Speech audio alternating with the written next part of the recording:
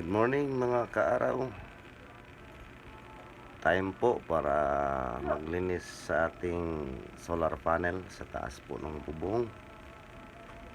Bali ito yung inverter namin. So lilinisan ko po mga kaaraw yung solar panel. Dahil 3 months na po hindi ko nalinisan. So tayo aakyat po sa taas ng bubong. Ito po yung pangdala ko ng panglinis, tubig tsaka pamunas. Tara, akyat tayo sa taas ng bubong mga kaaraw.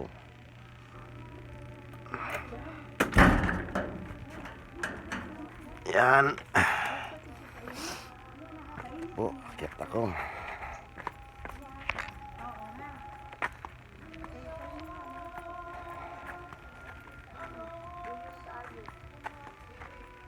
Ito po mga kaaraw. Ito, nagbabulag ako. Dito yung kapitbahay namin. Nag-harvest ng mga gulay niya. So ito po si Sister Nene. So masarap yung gulay niya. Habang ako na may maglilinis ng solar panel. Maganda sa kalusugan daw yan. Dito po ako mga kaaraw. Panahon ng tag-araw ngayon. Ay, linisan natin yung solar panel. So alam nyo, ang paglinis po ng solar panel, dalawang tips lang po yan. Maglilinis tayo, ang gamit lang po natin ay tubig na mineral tsaka pamunas. Pero hindi ito mineral na kwan talaga ha, yung binili. Tubig ulan po ito. Ito mas maganda. So akyat tayo mga kaaraw. Medyo may sinat tayo. Ito po mga kaaraw. Kung maglinis po tayo ng solar panel, gumamit lang po tayo ng tubig. Huwag nyo na pang lagyan ng ano to, lagyan ng sabon, bareta ba o powder. Ang importante, tubig lang tsaka pamunas. Kasi pag ginamitan nyo ng sabon tsaka powder, paglinis nyo ng solar panel, magkakaroon ng kulay puti yan, magbablard yung panel natin. Kaya ito lang ang pamunas ko. So ganito lang po yan. Yan o.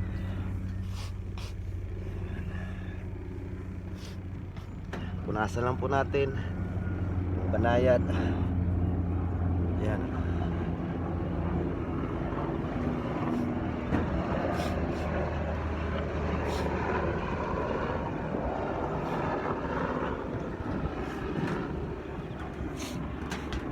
Pero mga kaaraw, hindi ko na lahat i-video kasi medyo matagalan po.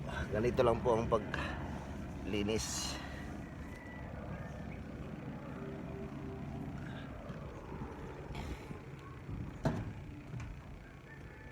Tingnan yung dumi mga kaaraw. Yan, alikabok po yan. So ganyan lang po. Tubig lang po tsaka pamunas na malinis. Huwag nyo lang lagyan ng sabon. Masisira po yung panel natin, magbablard. Kita nyo mga kaaraw, ang dumi na. So kita nyo yan, ang dumi oh. Yan, yung malambot lang na tela.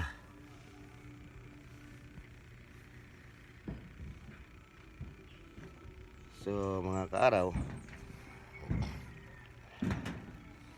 lipat muna ako. Unahin ko muna yung medyo makapal na dumi. Kasi pag full video ko ito, matagalan tayo. So unahin ko lang muna yung makapal na dumi para mabilis. Ayan o, kita yan. May dumi o.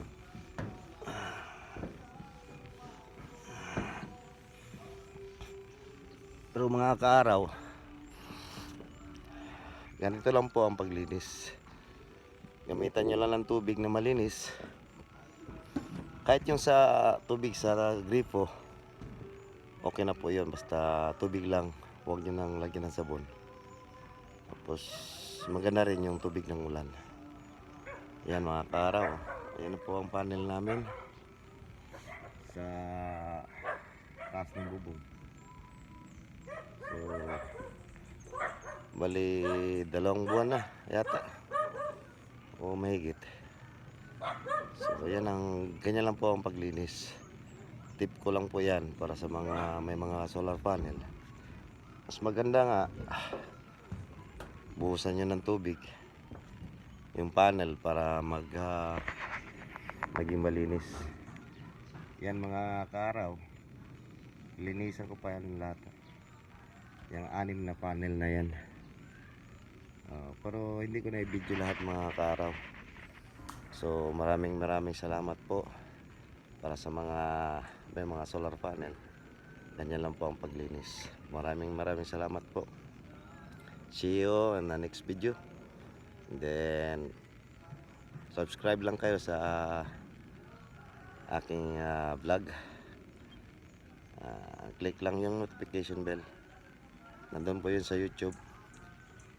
TV vlog po yung kwan ko. Yung kwan ko sa YouTube. Yan po, Karaw. Salamat po. Kita-kita po tayo.